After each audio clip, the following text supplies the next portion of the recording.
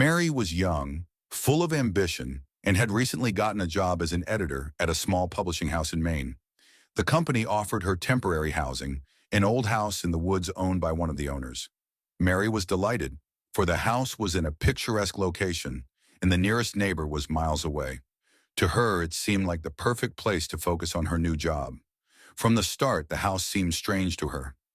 Inside, there was a lot of old furniture, dusty paintings and mirrors that seemed to follow her around.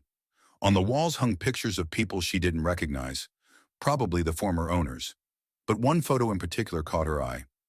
A family of 5 stood on the doorstep of this house, and though everyone was smiling, their faces seemed cold and devoid of life.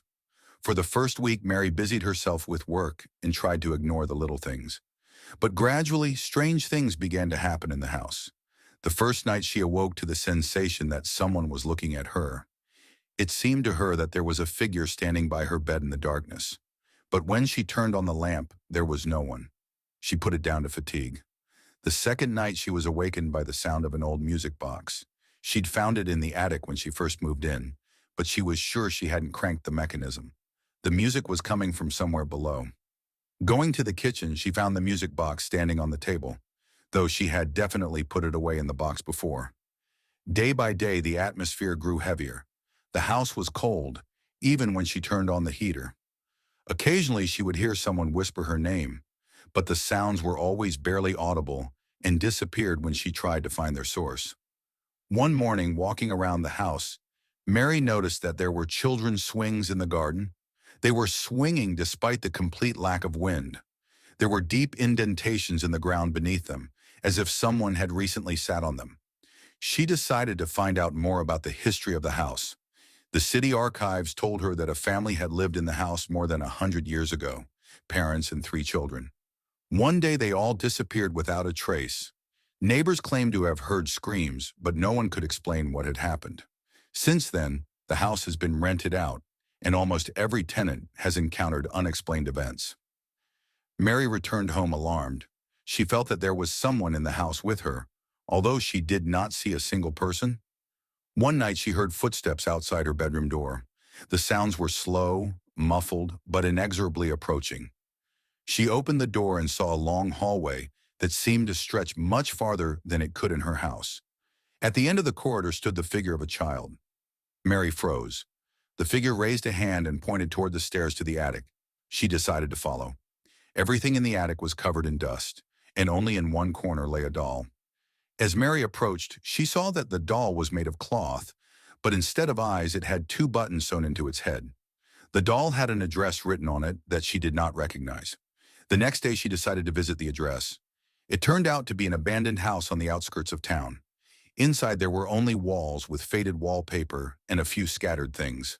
Among them, she found another doll similar to the one in the attic. This doll had a name written on it, Sarah. Mary returned home completely confused.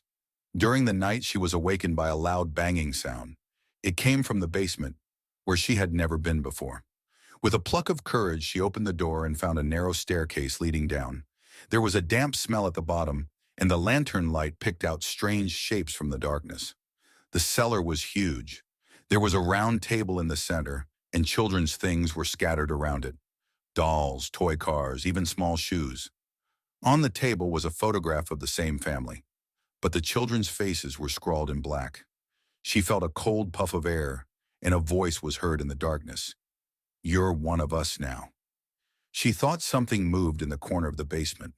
With a scream, she ran upstairs, but the door slammed shut in front of her. For a moment, she turned around and saw 3 children dressed in period clothing, walking slowly toward her. They were holding dolls, and their faces had button eyes. Mary tried to open the door from the basement, but the knob wouldn't budge. She huddled in a corner, trying to keep her eyes on the approaching children. They moved slowly but inevitably. The silence was broken only by the thud of their footsteps on the stone floor. "Who are you? What do you want?" she shouted, tearing her voice. One of the children, a girl with long braided pigtails, stopped. She picked up the doll she was holding and slowly turned its head toward Mary. At the same second, Mary felt something cold wrapped around her ankles. She cried out as she looked down. Long, thin fingers were reaching out from under the floor, as if trying to grab her. Gathering all her willpower, she lunged for the door and slammed her shoulder against it. The door flew open with a crash, and she sprinted upstairs, slamming the cellar door behind her. Locking it shut, she leaned against the wall, trying to catch her breath.